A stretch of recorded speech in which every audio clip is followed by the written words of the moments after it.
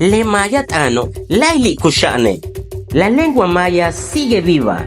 Con esbetik o yambalet ano. Vamos a hacer que retumbe nuestra voz. ¡Comencemos!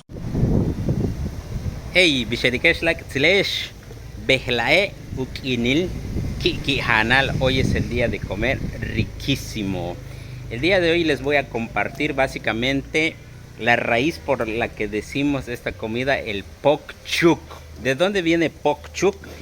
Básicamente Pok viene de asar, algo como este. Mira, aquí estamos asando. Pok, que es asar, y Chuk, que hace referencia al carbón. Ahorita les voy a mostrar un pedazote de carbón. A este le dicen Chuk.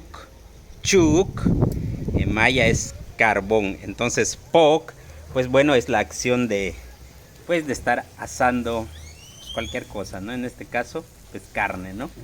Behlae Pokbi bak con jante. El día de hoy vamos a comer carne asada.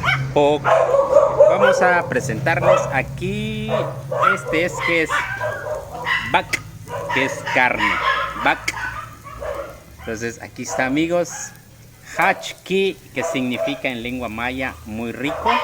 Y aquí este humito, como le dicen en maya, sería but. But. Y bueno, también lo que es caliente en maya podemos decir choco.